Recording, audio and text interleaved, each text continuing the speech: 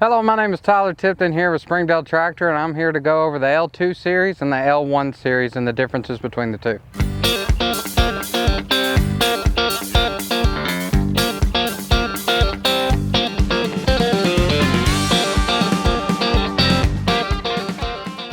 So this is the L1 series. This is the L3901 DT. So in the L1 series, you've got 2501, 3301, 3901, and the 4701. They've just come out with the L2 series as well, which replaced the 3301 and the 3901, and now it is the 3302 and the 3902.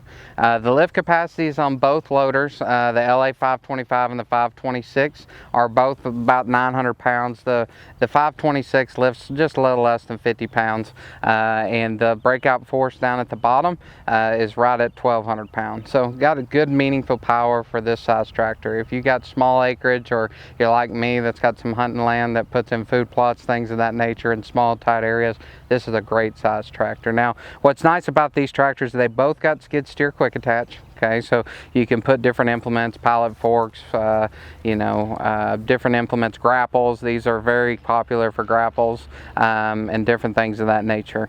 The other advantage of these tractors is you could take the loaders on and off, as to where on these smaller size tractor competitors, some they're fixed. You can't take them off. Now, the difference between the new series and the old series and the new series, on the new series, is the grill.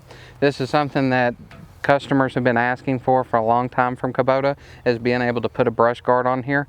So it's pre-drilled, and it's Kubota manufacturer brush guard that you could put on the front and in the sides. Now, you'll also notice the hood differences. It's just subtle, but it's got some more aggressive lines on the new O2 series compared to the old series.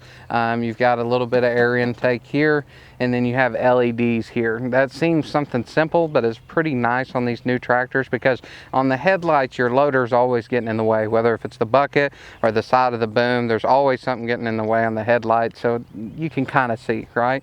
These are nice because it kind of goes off to the side, so you can see where your tires are hitting if you get caught after dark and something along those lines. So this is the L3901, which sits on the same platform as the 25 and the 33, but the main differences between this older 01 series and the 02 series is the platform. You got a metal platform, as opposed to the new one's got rubber floor mats. They both have the synchro shuttle in the 33 and the 39, so if you got a gear drive, you're able to switch directions without having to come to a complete stop, which is nice if you don't have a hydrostat and you're doing loader work. Now, the nice thing about a hydrostat, these are both gear driven, but the nice thing about a hydrostat is it's a treadle pedal, so it's just a heel toe type action rather than a twin clutch, which is up front of you, and it's opposite of what you would think on going forward and reverse. So if somebody doesn't get on your tractor very often, they'll accidentally go into reverse and hit your barn door or whatever. You know, it's a little bit more complicated. This is self-explanatory. And the gear drive, as opposed to the hydrostat, the beauty in getting that is, you know, if you're doing a bunch of brush hogging, that's your main primary application. This is nice because you could just throw it in a gear and go.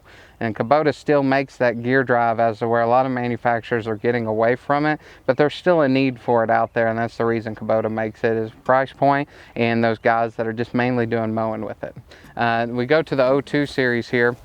This is where you'll see the main differences, is the rubber floor mat. You got a little bit nicer handles on here. And then the other advantage that you get is on the hydrostat. They used to put the brake pedal as the same size as the treadle pedal, so your 1 foot did everything.